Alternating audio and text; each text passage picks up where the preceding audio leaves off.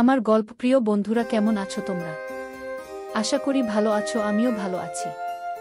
তোমাদের মজা দিতে আমি আরও একটি মজার গল্প নিয়ে এসেছি। গল্পটি শুনলে তোমাদের রড দিয়ে ঝরনার মতো পানি বেরিয়ে আসবে। তো বুঝতেই পারতেছ গল্পটা কেমন ইন্টারেস্টিং হতে চলেছে, তাই দেরি না করে কানে হেডফোন পরে নাও।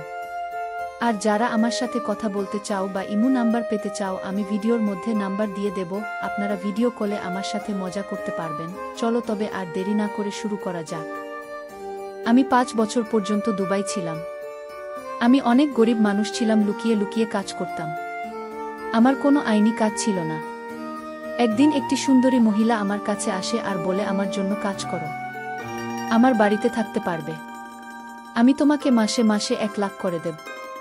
আমি তৎক্ষণাৎ মেনে নিই, কারণ আমার টাকার খুব প্রয়োজন ছিল। সে মহিলার বাড়িতে গেলে আমার যে কাজ করতে বলে, সেটা শুনে আমার হুঁশ উড়ে যায়।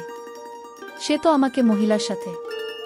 আমার নাম দিনেশ, আমি দুবাইয়ে 5 বছর পর্যন্ত ছিলাম।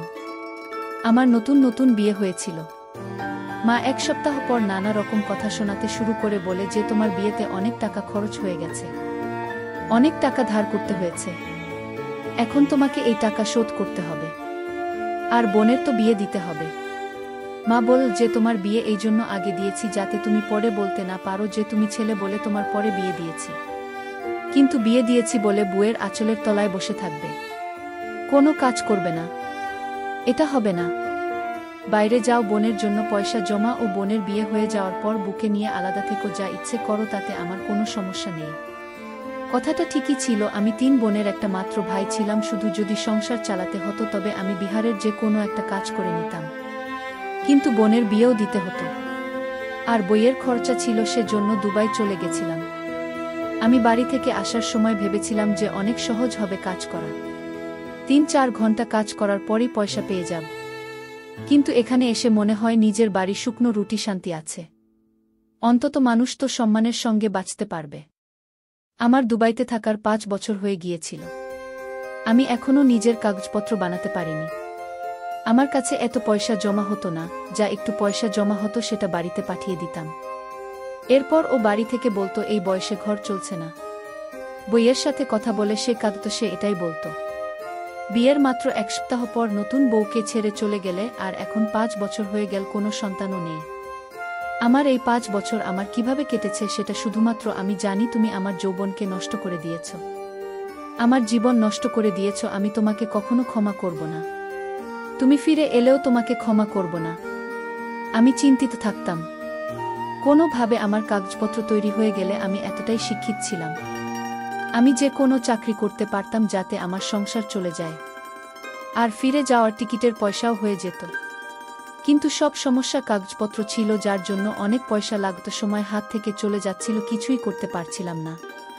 আমি এত পরিশ্রম করার পরেও এইটুকু টাকাও হতো না যতটা বিহারে থাকলেও উপার্জন করতে পারতাম। কখনো কখনো মনে হতো বিহারে ফিরে চলে যায়, মজুরের কাজ করে নেব, কিন্তু এখানে থাকব না। কি করব কিছুই বুঝতে পারতাম, কিন্তু এখানে এমন কেউ আমার চেনা ছিল না যে আমার টিকিটের টাকাটা দিয়ে দেবে যাতে আমি ফিরে যেতে পারি। সবাই ভাবতো আমি হয়তো পালিয়ে যাব। এই ব্যাপারে আমার আর কিছুই করার ছিল না। একদিন একটা বাস স্ট্যান্ডে বসেছিলাম, রাতের সময় ছিল, ঘরেও যেতে পারছিলাম না, কারণ যে ঘরটা ভাড়া নিয়েছিলাম তার ভাড়া দেওয়া ছিল, আমার কাছে 1 পয়সাও ছিল না। কিছুদিন পর একটা মহিলা সেখানে আসে। মহিলাটা অনেক লম্বা ছিল, দেখতেও অনেক সুন্দর লাগছিল, কিন্তু সেই সময় কোনো কিছুই আমার চোখে লাগছিল না। সে বলল, তোমাকে চিন্তিত লাগছে।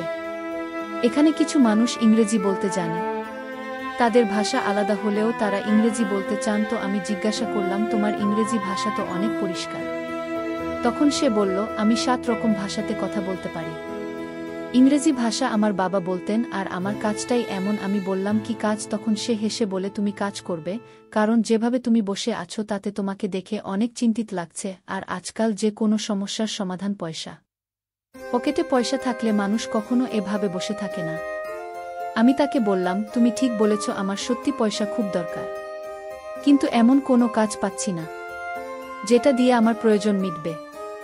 মহিলাটা বলল, আমিও এমন একটা মানুষ খুঁজছি যে সমস্যার মধ্যে আছে, কারণেই সমস্ত লোক অনেক পরিশ্রমী হয়। তুমি আমার সাথে আমার বাড়ি চল, আমি তোমাকে কাজ দেব। আমি বললাম, তুমিও আমার নামও জিজ্ঞেস পর্যন্ত করেনি, তাহলে কি করে কাজ দেবে? এখানেই সব ব্যাপার খুব স্বাভাবিক। কারণ এখানে লোক সোজাসুজি কথা বলে। সে বলল, তোমার নাম ও জেনে নেব। আমি বললাম, কি রকম কাজ করতে হবে? যদি তুমি আমাকে নিজের বাড়িতে কাজ করার জন্য বল তবে আমি দুঃখিত। আমি আগে একজন লোকের বাড়িতে কাজ করেছি।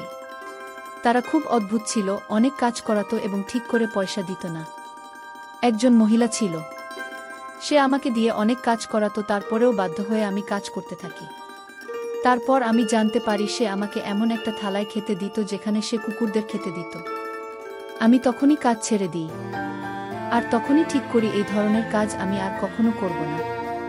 সে বলল, চিন্তা করো না, এরকম কোনো কাজ নয়। আমার বাড়ির কাজ করার জন্য আগে থেকেই 2-3 জন চাকর আছে, তোমাকে আমার জন্য কাজ করতে হবে। আমার বাড়ির কোনো কাজ নয়, আমার সাথে তুমি থাকবে, কাজের কথা আমি তোমাকে বাড়িতে গিয়ে বলবো, চিন্তা করো না। আমি জিজ্ঞেস করলাম, আমি কত টাকা পাব? আমি আগে অনেক জায়গায় ধোঁকা খেয়েছি, সেই জন্য টাকার কথা আগে জিজ্ঞাসা করলাম। তখন টাকার জন্য মানুষ কাজ করে, নিজের পরিশ্রমের টাকা চাইতে লজ্জার কিছু নেই। সময় মতো নিজের পরিশ্রমের টাকা চাওয়া তো ভুল কিছু নয়। সে বলল, আমি তোমাকে মাসে 1 লাখ দেব। কি কথা শোনো? আমি চমকে গেলাম। আমি হ্যাঁ বলে দিই, কারণ 1 লাখ তো কম, তাই কথা টাকা নয়। 1 লাখ পেলে আমি বাড়িতে টাকা পাঠিয়ে নিজের খরচের পরও আমার কাছে অনেক টাকা বেঁচে যাবে। তাহলে আমার বোনের বিয়ের 1 বছরের মধ্যেই হয়ে যাবে। তারপরে আমি আমার বাড়ি ফিরে যেতে পারবো। আমি তাকে বলি যে, আমি তোমার জন্য কাজ করব। আমি জিজ্ঞাসা করেছিলাম, পয়সা ঠিকভাবে দেবে তো?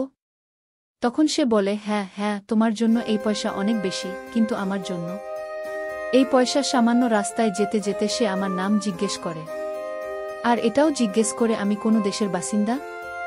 তারপর বলে, চলো ঠিক আছে, আমি তোমাকে ভরসা করি। সে আমাকে একটা ঘর দেখিয়ে দেয়, যেটা 2য় তলায় ছিল। ঘরের সাথে একটা বাথরুম ছিল। সে বলল, তুমি এখানে থাকতে পারো। আমি জিজ্ঞাসা করলাম, কাজটা কি? তখন সে বলল, তোমার কাজ খুব তাড়াতাড়ি, তোমাকে বুঝিয়ে দেওয়া হবে, তোমাকে নিজের অবস্থান ঠিক করতে হবে। আমি নিজেকে দিচ্ছিলাম। যখন আমি বিয়ে করেছিলাম তখন আমার বয়স তো মাত্র 22 বছর ছিল। এখন আমার বয়স বেশি নয়, আমি 27 বছরের একজন যুবক ছিলাম। কিন্তু চিন্তার জন্য আমাকে দেখতে 30 বছর বয়সী লাগত। লোকে নিজেদের খেয়াল রাখে, আমি তো ততটাও রাখতাম না। লোকের চিন্তার জন্য অবস্থা খারাপ হয়ে যায়। সে বলল, আগে তোমার পোশাক আর শরীর ঠিক করতে হবে, তোমাকে অনেক অনেক সুন্দর দেখতে হতে হবে, কারণ কাজটাই এমন ভাব নাম। সে হয়তো কোনো পাবলিক ডিলিং এর কাজ হবে, কারণ এর জন্য নিজেকে সুন্দর দেখানো প্রয়োজন। একদম টিপটপ হওয়া দরকার, কারণ মানুষের পোশাক দেখেই মানুষ সম্বন্ধে প্রাথমিক ধারণা করা হয়। আমি বললাম, ঠিক আছে, তুমি যা বলবে তাই হবে। যে মানুষ মাসে 1 লাখ মাইনে দিচ্ছে, সে যদি বলে 1 পায়ে দাঁড়িয়ে যাও, তবে তুমি 1 পায়ে দাঁড়িয়ে যাবে। 5 বছরে এই প্রথমবার শান্তিতে ঘুমিয়েছিলাম। এর আগে আমি যেখানে কাজ করতাম সেখানে এক ঘরে 8 জন ঘুমাতাম। এটা আমরা জানতাম যে কি করে রাত কাটত। এখন আর মাথায় কোনো চিন্তা নেই, পয়সার কোনো চিন্তা নেই। এতগুলো পয়সা দিয়ে আমার তো সব চিন্তা দূর হয়ে যাবে। 6-7 মাস পর আমি আমার বউয়ের সাথে দেখা করতে যেতে পারবো। কিন্তু আমি তাদের এখনো এই ব্যাপারে কিছু বলিনি। পয়সা পাঠিয়ে দেব আর বলব ভালো কোনো চাকরি পেয়ে গেছি, তারা এই কথা নিজেরাই বুঝতে পেরে যাবে। আমার বউয়ের খুব একটা টাকা পয়সা নিয়ে মাথা ব্যথা ছিল না। সে শুধু বলতো, তুমি ফিরে এসো না। জানি আমার বাড়ির লোক তার সাথে কি রকম ব্যবহার করছে, সেও কিছু বলতো না। আর আমার কাছে এত পয়সা হতো না যে তাকে বারবার ফোন করব। এখন থেকে ফোন করলে অনেক টাকা লাগে। পরের দিন আমাকে সকাল সকাল ঘুম থেকে তুলে দেওয়া হয়। আমার ঘুম ভালো হয়েছিল, সেজন্য পুরো ঘুম হয়ে গিয়েছিল। সেই মহিলা আমাকে একজন লোকের সাথে দেখা করায়। সে বলে, আজকে আমি তোমার ট্রেনের তোমার দেখাশোনা করব। আমি জিজ্ঞেস করলাম, কেন ট্রেন করবে কেন? সে বলল, তোমাকে ফিট করতে হবে। মহিলার কথায় আমাকে একটা ঘরে পাঠিয়ে দেওয়া হয়, যেখানে আমার চুলের রং পাল্টে দেওয়া হয়, আমার হাত পা পরিষ্কার করে দেওয়া হয়, আমার দাড়ি পরিষ্কার করে দেওয়া হয়। আমি আগের থেকে অনেক বেশি সুন্দর দেখতে লাগছেছিলাম। কিন্তু ট্রেনার সাহেব আমাকে দিয়ে সারা দিন কসরত করায় আর অনেক নতুন পোশাক এনে দেয়। আমাকে এমনভাবে সাজানো হচ্ছিল, তাতে মনে হচ্ছিল আমি যেন কোনো হিরো, আর আমাকে দিয়ে কোনো বইয়ের হিরোর পাঠ করানো হবে। 1 মাসের জন্য আমাকে নিজের খেয়াল রাখতে হবে। তার নাম যাই হোক না কেন, তাকে সবাই কাকি বলে ডাকত। আমি সেখানে চাকর গিয়ে অদ্ভুত একটা কথা বলতে শুনেছিলাম, যে নতুন ছাগল যাকে নিয়ে এসেছি সে অনেক সুন্দর দিকটি, কিন্তু সেখানকার বলে মনে হয় না। বাইরের দেশ থেকে এসেছে, তবে তো তার কথাই এখানে এসেছে। সত্যি কথা বলতে এই সব কথা শুনে আমি একটু ঘাবড়ে যাই। সে কিসের ব্যাপারে কথা বলছিল? কাকে কি এর আগেও এভাবে ছেলেদের নিয়ে আসত? এখনো পর্যন্ত সে আমাকে ঠিক করে বলেনি যে আমার কাজ কি, কিন্তু তাদের কথা শুনে আমার মনে হচ্ছিল যেখানে ছেলেদের আসা যাওয়া লেগেই থাকে, দেখতে শুনতে ভালো ছিলাম আমি, আমাকে কি কি শুধু জন্য নিয়ে এসেছিল যে আমার পয়সা ছিল না, সে কি আমাকে বিয়ে করতে চায়? সে জন্যই কি আমাকে এত স্বাদ আছে? কিন্তু এরকম হলে আমি কখনোই তাকে বিয়ে করব না। সে আমাকে 1 লাখের জায়গায় 4 লাখ টাকা দিল না, কারণ আমি বিবাহিত ছিলাম। আমি আমার বউকে কথা দিয়েছিলাম আমি যদি 5 বছর অপেক্ষা করানোর পর এখন যদি তার সাথে এরকম করি তাহলে তার সাথে বিশ্বাসঘাতকতা করা হবে, যা আমি করতে পারবো না। এরকম করলে আমার থেকে খারাপ মানুষ আর একটাও হবে না। প্রথমেই আমার জীবনে এত সমস্যা ছিল, কিন্তু আমার মনে হতো না যে সে আমাকে বিয়ে করতে চায়। তার কাছে পৃথিবীর সব জিনিস ছিল, ধন সম্পত্তি, বাড়িঘর ছিল, পয়সা ছিল, চাকর ছিল, সেটা রাস্তা থেকে তুলে আনা মানুষকে কেন বিয়ে করবে? একবার দেখি সে আমাকে ভালোবাসবে না নিশ্চয়। আর এরকম তো শুধু ভালোবাসাই হয়, এর মানে আমি ভুল ভাবছিলাম। সে আমাকে সাহায্য করেছিল, তার ব্যাপার এরকম ভাবা উচিত নয়। সমস্যা দারিদ্রতায়। আমি 5 বছর মনে হতো 25 বছর কাটিয়েছি, কিন্তু ভালো পরিবেশে 1 মাস কি করে কেটে গেল বুঝতেই পারলাম না। নিজেকে দেখে আমি অবাক হয়ে গেলাম। আমি কি হয়ে গেছি? আমি অনেক সুন্দর আর হ্যান্ডসাম দেখতে পারছিলাম। কাকে ডাকা হল জিজ্ঞেস করার জন্য যে আমাকে কেমন দেখতে লাগছে। আমি অনেক দামি পোশাক জুতো পরেছিলাম, আর আমি এমনভাবে দাঁড়িয়েছিলাম যেন মনে হচ্ছিল আমাকে বলা হয়েছে এমনভাবে দাঁড়াতে ট্রেন আসে। কাকে কি বলে দেখেছ? আমি কি করে দিয়েছি? সে বলে যে তোমার উপর তোমার প্রথম দিন থেকেই ভরসা ছিল, তুমি অনেক ভালো কাজ করেছ, কিন্তু অনেক বেশি সুন্দর দেখতে লাগছে। ট্রেনের বলে তোমার তো জহুরির চোখ, তুমি হিরে ঠিক চিনে নেবে, কিন্তু সে বলে হিরে রাস্তা দেখানোর লোক তো তুমি। আর তারপর সে বলে এখন বলো কি মনে হচ্ছে কতদূর চলবে? তখন সে বলে কম করে 7,000 তো হবেই 1 সপ্তাহের। তখন সে বড় বড় দাঁত বের করে হেসে দিল। তখন সেই লোকটা বলে না, 1 রাতের। তারপর তারা একসাথে হাসতে থাকে। আমি বললাম এখন তো অন্তত আমাকে আমার কাজ বলে দাও। তখন বলে এখন তোমাকে কাজ বুঝতে হবে না, কাজ করতে হবে, শুধু তৈরি হয়ে যাও আর ট্রেনারকে বল থেকে ভালো পোশাক দাও যাতে তাকে দেখতে আরও ভালো লাগে। সন্ধেবেলা আমাকে আবার তৈরি করে দেওয়া হলো আর একটা বড় মলে নিয়ে যাওয়া হলো। সেখানে ছেলেমেয়েরা আমাকে এমনভাবে দেখছিল যেন আমাকে দেখতে অনেক অনেক সুন্দর লাগছিল, তার কারণ আমার পোশাক আর জুতো ছিল যেটা অনেক দামি ছিল। আর দ্বিতীয়ত আমার সাথে 2 জন গার্ড ছিল। ট্রিনার আমার সাথেই চলছিল, যে আমার গার্ড হিসাবে ছিল। সে আমার হাতে একটা জাম রঙের রুমাল দিয়ে দিয়েছিল। আমি বললাম এটা কি? তখন বলল এটা হাতে ধরে রাখতে হবে, এমনভাবে ধরে রাখতে হবে যাতে সবাই দেখতে পায়। আমি বললাম কেন? এটা কি আমার কাজ? তখন সে বলে তুমি ব্র্যান্ডের কাপড় করেছ, আমি চাই লোকে তোমার দিকে দেখুক, জিজ্ঞাসা করুক কোথা থেকে এই পোশাক কিনেছ। এভাবে তার প্রচার হবে আর সবাই সেখান থেকে পোশাক কিনবে আর আমাদের দোকানের কথা জিজ্ঞেস করবে। আর এইভাবেই দোকানদার আমাদের পয়সা দেবে, সেই পয়সা দিয়ে আমরা তোমাদের মাইনে দেব। তোমাকে রোজ নতুন নতুন পোশাক পরে মলে আসতে হবে, সবাই যেন মনে করে তুমি অনেক বড়লোক। এই জন্য আমরা তোমার জন্য নকল বডি গার্ড এনেছি। এখন আমি কাজের ব্যাপারে বুঝতে পারছিলাম।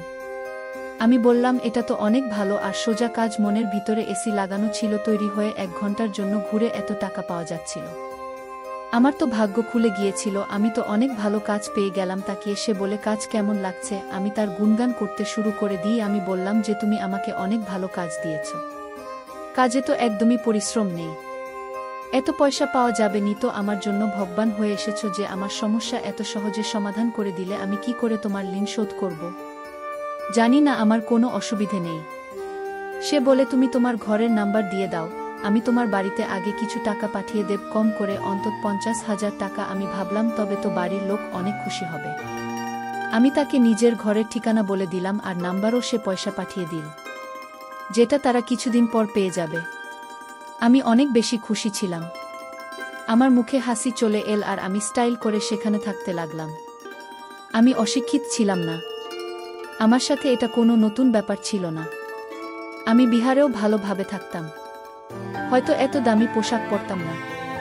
আমি এইভাবেই চলছিলাম।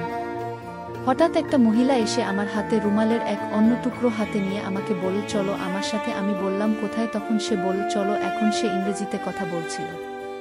5 বছরে ইংরেজিতে কথা বলা শিখে নিয়েছিলাম, কিন্তু সেই মহিলা যেভাবে কথা বলছিল সেটা আমার বোঝার বাইরে। সে আমার এক হাত ধরে আমাকে তার সাথে এমনভাবে নিয়ে যেতে শুরু করে যেন সে আমাকে কিনে নিয়েছে। ট্রেনারও কিছু থেকে সরে গিয়েছিল এবং সে বল যাও, চিন্তার কোনো কারণ নেই। সে আমাকে তার গাড়িতে নিয়ে এসে বলে চলো যাওয়া যাক। আমি জিজ্ঞেস করলাম, আমাকে কোথায় নিয়ে যাচ্ছ?